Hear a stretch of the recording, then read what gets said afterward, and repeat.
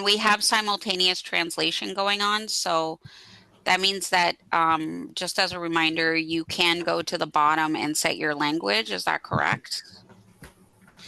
So, juste pour vous donner un rappel qu'on a la traduction simultanée en même temps. Si vous voulez mettre votre langage de choix en français, s'il vous plaît, allez pousser sur le bouton plus. En anglais, c'est more. Puis vous pouvez mettre les informations dans la langue de votre choix. And we're going to give it another minute or so before we get started. Je vais juste tester mon micro. Est-ce que vous m'entendez? Absolument. Yes! J'avais de la misère. Merci.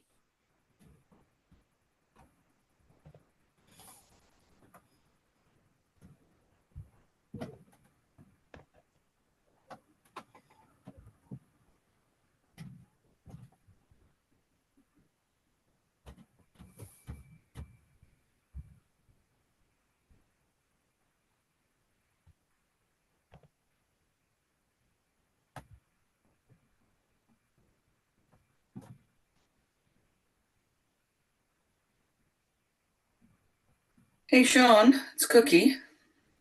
Hello, Cookie. How are you?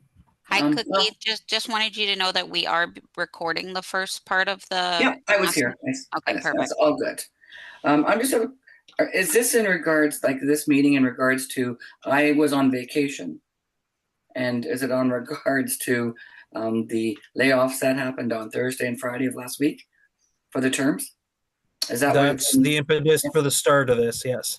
Okay, I just wanted to make sure because I have been away from the office and I was kept informed by my colleagues, so I just wanted to make sure. Thanks.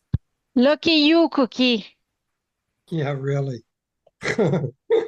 I took my 89-year-old father to a military reunion. Wow. I flew with him to Ontario because he's not very mobile and he falls a lot and he wanted to go, so I said I would take him. So I took vacation to take my 89-year-old father to Petawawa, Ontario.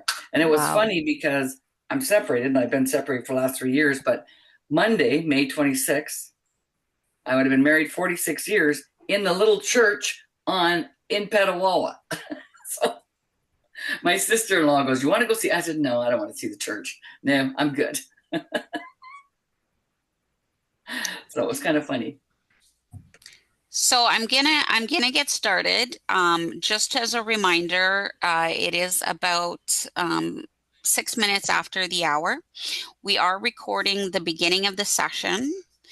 And the reason for that is we are going to post some little clips of the sort of introduction and the information that we know, but then we're going to shut down the recording and we're going to go into questions so that people feel comfortable asking questions. We have simultaneous translation. Down at the bottom of your screen, you can switch over into the language of your choice. So just as a reminder, we always do UNE events in both official languages. At least we do our best to try to do that anytime we're together. And we are going to be talking about the announcements of the early termination of the terms at ESDC. And we have Sean Walker, who is the Regional Vice President for outside of Canada, joining us today. So Sean, do you mind waving? And for those who, I doubt nobody doesn't know you from this group, but let's still give them a warm UNE wave from Sean. Yeah, so most of you know me. I've run this Passport National call for about 3 years. We haven't had one in about 6 or 7 months, but it's time to get it back into play because we've got lots of stuff coming down.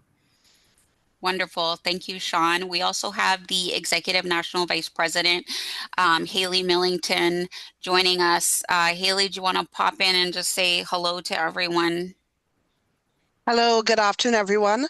I'm pleased to see so many of, I'm showing here 256 participants. Wow. So I'm really glad that people were able to take time away from their families this evening in order to hear what the national president has to say in collaboration with Sean, who has been very involved in Passport from for as long as I've known him. within his region. So I'm looking forward to this being a very productive town hall where we'll be able to give as many answers as what we actually have. Okay, so welcome everyone.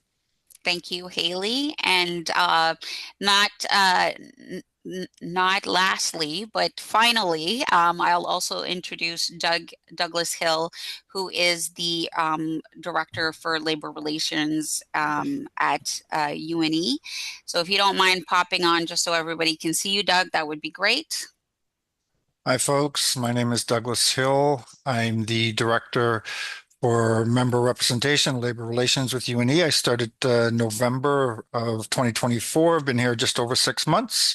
Looking forward to any questions you have with respect to representation. Thank you.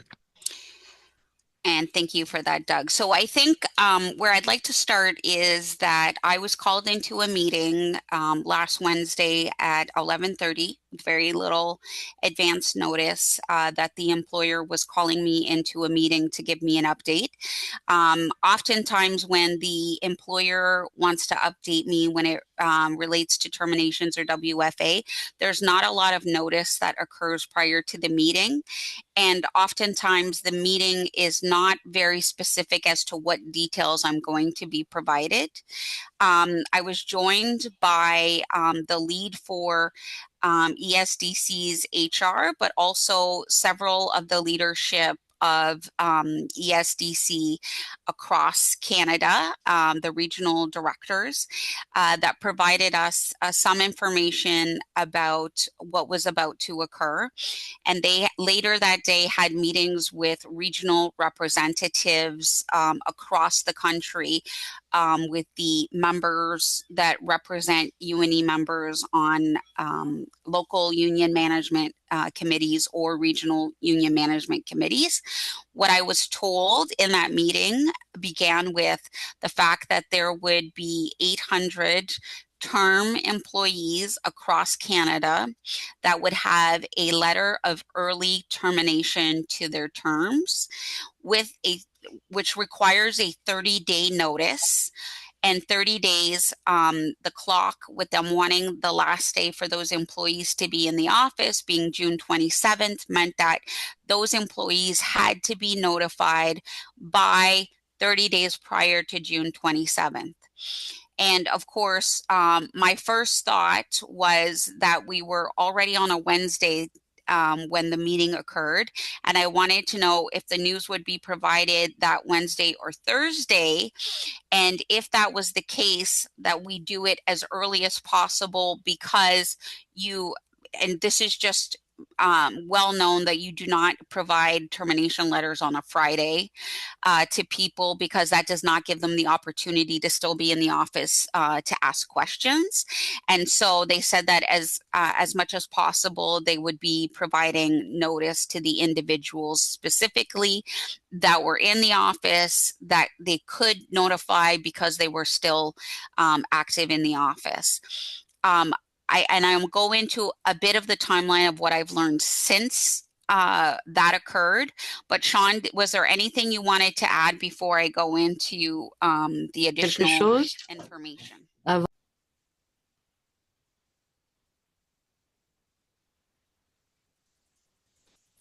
if you're shaking your head, I can't see you, Sean. Mute. Yeah, well, let's try that again. All right, so look, we all know we've all been through the ringer this last few years with stress, the wait times going through the roof, with the transition to GC My Mess, and everything being up in the air. You know, since Passport Canada was dissolved and most of us got transferred over to Service Canada, we know that the organization doesn't know how to run this program. Neither does IRCC. We know that UNE has been a strong advocate for the rights of our workers and our members to make sure that this program continues to run appropriately in the long term. We've seen both these departments rob the program blind, and now we're having to pay the price because they don't know what they're doing. As a component, as PSAC, we are demanding accountability from the employer. We're making sure that the collective agreement is being respected. and we are making sure that every member gets heard as much as we can. Tonight, ask your questions. There will be a question period a little later on. We want to hear from you so we know what's going on the ground. I'm sorry we haven't had this national call in a while, and I wish I had been able to keep it running, but I've just been inundated with WFA over at IRCC for the last 6 months, with there being steep cuts over at IRCC as well.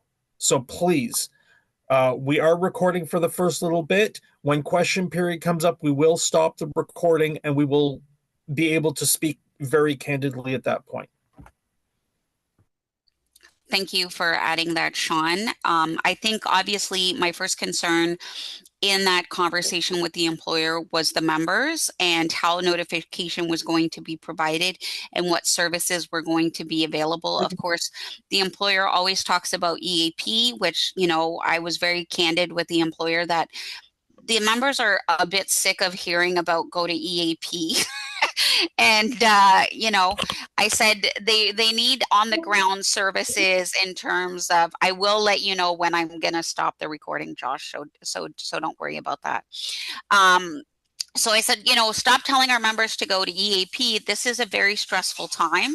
You're giving them 30 days notice that they're not going to be employed anymore. They really need the supports when they're going to be notified that this is occurring. And of course, they said that they had SOS through Health Canada, and I can't verify whether or not that was provided at the time that the messages were provided, but it was definitely something that I pushed for, to have more than just EAP available. They said that they were going to provide some support lines, and on the back end, I started writing an email which was going to go out to all of the locals and the regional vice presidents. And that was going to outline what I knew to that point. Now, I've since learned that in the Pacific and Northern regions, there were 93 positions that have been notified that they will be ended on June 27th. In the Ontario region, there are 262 positions that were notified. In the Quebec region, there were 400 individuals notified, and in the Atlantic, there were 42 positions notified. I was called in, so that happened on Wednesday. On Thursday, Robina, the president of CEI-UNI, and I'm going to get into some of the details here, had a meeting with Sharon to be able to get messaging ready later that day, to be able to speak to the media, because what happened was the information went from inside to externally to the media, which meant that we had to be ready to answer questions from the media as quickly as possible in terms of the impacts to services and the impacts to members that this would have in terms of the organization. Of course, for those who haven't had the chance to see, we're very worried about the amount of work that this is going to burden the individuals that are left behind. And really what's happening is that Mark Carney said that he was capping the public service, not reducing the public service, which from our perspective, this does not hold to his election promises, that he has capped the public service. So that's one of our concerns. The other thing is that many of these individuals would be going from working in unionized jobs to being on unemployment, which would then transfer the responsibilities of the funds not coming from federal tax dollars, but Et à ce moment-là, ce sont les that would be to support the individuals as they are transitioned out of the workplace. The other thing that I raised to the employer that I think we have to be very much of note is that we were very concerned that anybody that was being terminated was active in the union. So it's one of the things we want to keep an eye on, is whether or not you've been active in the union and you're seeing that there's an exodus of people in the union. The other thing is anybody who meets under the Human Rights Act would be a person with a disability, a racialized person, persons with family status. All of the reasons that you might ask for accommodations in the workplace are things that we want to know about, because it may be that disproportionately the employer is targeting certain individuals to exit them out of the organization. So those are the kinds of things that we're keeping an eye on. And we're definitely trying to get figures. They said that they did put an equity lens on the cuts, but we're going to do our own verification to make sure that we're holding the employer accountable for how they're going about doing the cuts. And I'm calling them cuts because ultimately the public is going to see a reduction in the time that we are processing passports, right? Like there's not going to be an increase in speed because we have less people processing passports. And we know that passport officers are often the ones that do the more complex passport cases. And so without those additional services, it may take longer to process. And we know that we're going into the vacation season, which means that people are going to be taking time off and there are going to be less people to fill the gaps for the people who aren't there.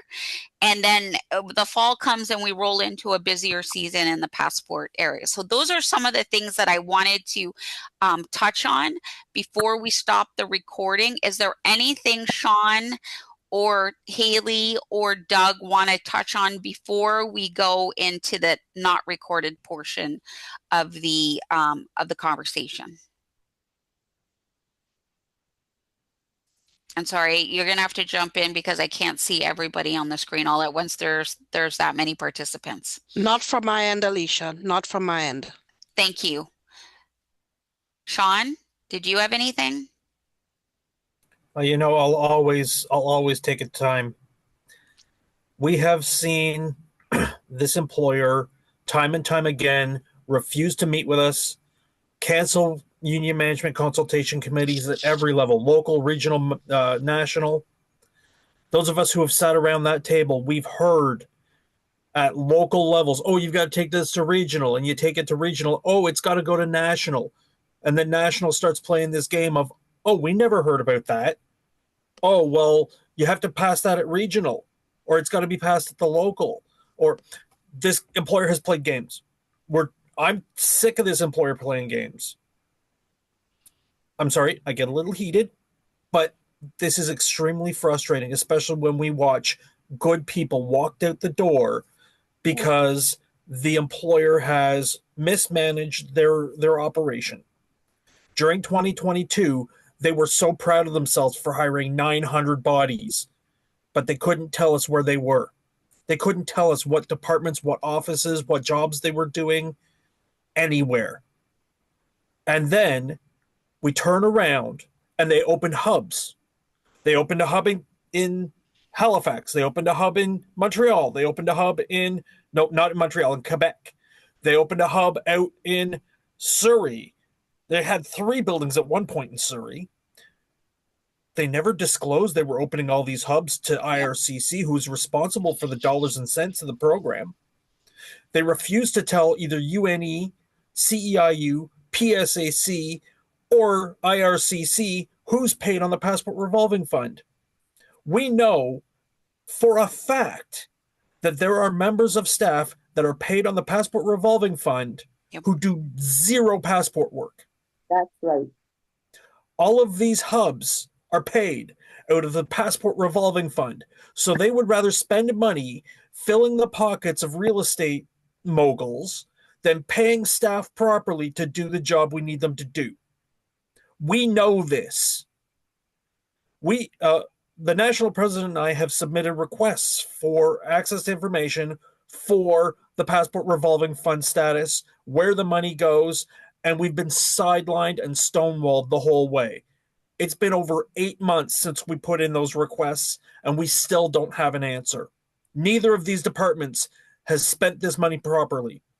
Both of these departments have been slapped by the Auditor General for mismanaging the funds. There have been $2.5 billion disappear over 5 years. But we have record incomes and record volumes. And now we're looking at the Service Fees Act. If we don't finish a passport and get it into the hands of the applicant within 30 days, we have to give them their money back. And the organization is cutting our trained staff but keeping the, excuse my terminology, but untrained Service Canada Center Goombas who have a 20-minute email reading session and think they're passport experts. And they're going to cut 800 passport staff, including passport officers who have the dirtiest shake in the entirety of ESDC. This is not acceptable. I appreciate everybody. I appreciate everybody putting in the comments. I appreciate the feedback. We need to stop this, and we're doing everything we can to do so. Absolutely, and thank you for that, Sean. Now, Doug, we briefly spoke, and when I say briefly, I mean several times over the last couple of days, we've been in touch about what is going on, and we did talk about whether or not, we're looking at grievances. Do you want to just touch on that just a little bit before I shut down the recording, and then we open it up for questions? Yeah, thank you. And thank you for the opportunity, Alicia. I appreciate that. You spoke, you touched on a couple of things of various prohibited grounds, as well as the employer stating that they had an equity lens with respect to the cuts. And that is concerning. Although I have been here at UNE for only 6 months as a director of labor relations, I did do 20 years at PSAC at the Representation Legal Services branch, where I've argued a number of decisions on issues that are precedent-setting decisions on issues of discrimination based on race, discrimination based on gender. You're well aware of those decisions. So when the employer says that we're applying an equity lens to these terms, that is alarming for a number of reasons. The board's website already has demographic information on who occupies these terms. Primarily racialized people occupy term positions within the federal government. It probably by 0.62%. If the status quo was 1%, racialized folks are 1.62%. And if the status quo was 1%, we are 0.09 for indeterminate positions. That is some statistical information that was provided to me just over the last few days. And when you see that data, it jumps off the page. And the reason I think that we have grievable issues here, number one, is because of the number of prohibited grounds. Let's look at the other issue, people that request accommodation that are term. People that request accommodation to the point of undue hardship, which means it's an additional financial burden on the employer to the point of undue hardship. So who better to let go than those that are giving the financial burden? Now they're waiting for us to gather this demographic or statistical information before we actually do that, but the information is already out there. And I think we would be remiss if we did not, from the date that we became aware, advance a grievance, ideally a group grievance on behalf of the members, that those that fall in these demographic, right? And another one, and most collective agreements have unionized members as part of the prohibited ground as well. And I can guarantee you that those are the top 3 prohibited grounds. Racialized members, people requesting accommodation, and unionized members. There's probably, of the 800 people that were laid off, I would say 70% fall in those categories. And not to say that this is indirect evidence, but I think it's pretty direct evidence that's out there because the statistical information is out there on Treasury Board's website. So I've been having some discussions with the representation section at PSAC, the director, Dan Fisher.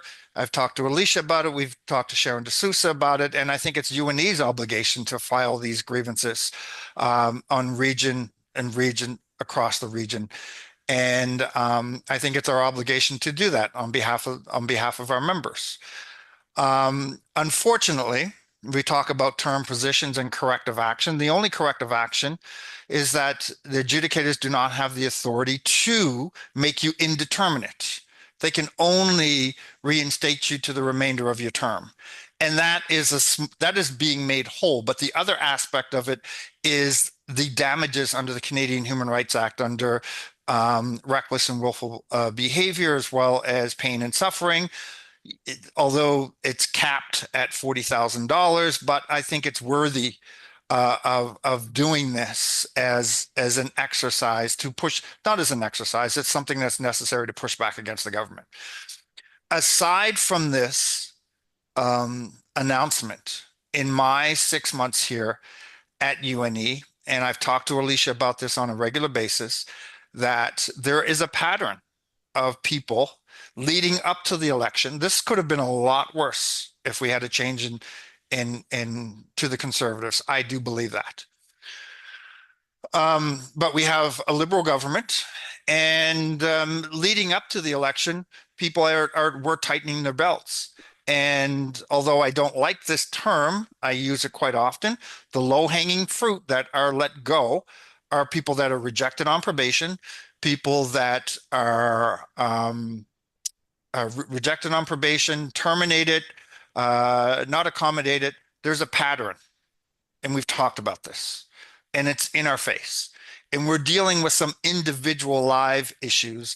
Now we have a holistic group issue of the exact same pattern. And I think it's worthy of filing a grievance. And that's as much as I'll say on this part with respect to the prohibited grounds for the grievance. The time limit has started. UNE is aware of it. We're putting this information out there. So I digress. Thank you, Doug. I think, and is it Joshua that's with us from the technicians? Are you comfortable going ahead and shutting down the recording